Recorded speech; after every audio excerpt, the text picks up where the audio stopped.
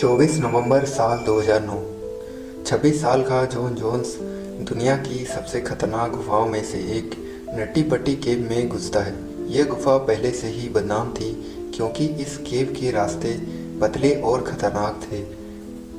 कई लोग यहाँ फंस चुके थे और उन्हें बाहर निकालने में घंटों या दिनों तक लग जाता था। जॉन जोन्स एक प्रोफेशनल केवर था और अपने भाई जॉर्ज जोन्स के साथ इस गुफा में आया था। उसने तय किया था कि बर्थ कैनाल नाम की उस पतली जगह से गुजरेगा जहाँ से अब तक गिने चुने लोग ही निकल पाए थे। यह रास्ता इतना पतला था कि कोई बच्चा भी मुश्किल से इसमें घुस सकता था।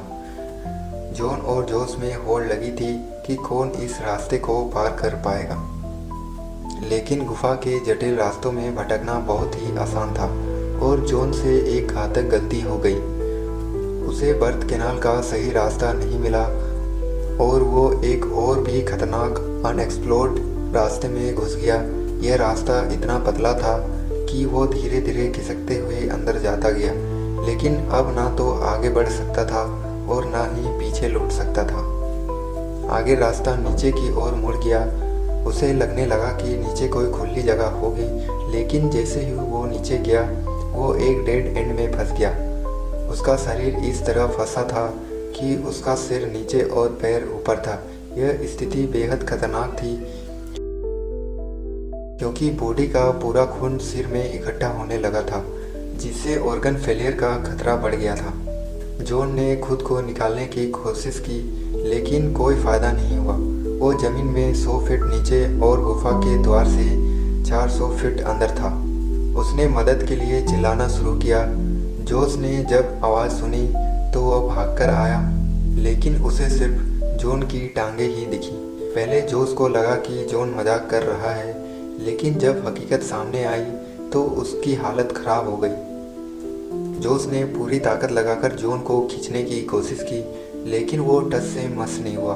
अब एक ही रास्ता बचा था, रेस्क्यू टीम को बुलाने का, लेकिन गुफा के अंदर नेटवर्क नहीं था, इसलिए जोस को बाहर जाकर इमरजेंसी कॉल लगानी पड़ी।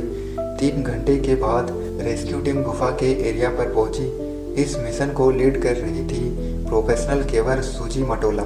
सूजी और अन्य बचाव कर्मी बड़ी मुश्किल से जॉन तक पहुंचे। डॉक्टरों ने बताया कि जॉन की हालत बेहद नाजुक है क्योंकि वो उल्टा लटका हुआ था। पुलिस सिस्टम लगाकर उसे बाहर निकालने की योजना बनाई गई। घंटों की मशक्कत के बाद जब जॉन को खींचा गया कि अचानक पुलिस सिस्टम फेल हो गया और जॉन फिर से उसी पतली जगह में फंस गया। अब तक 19 घंटे बीत चुके थे। जॉन मानसिक रूप से टूटने लगा। उसे लगने लगा कि वो इस गुफा से कभी बाहर नहीं निकल पाएगा।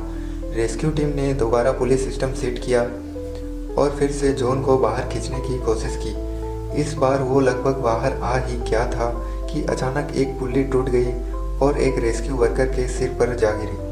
वो बेहोश हो गया और जॉन फिर से नीचे गिर गया।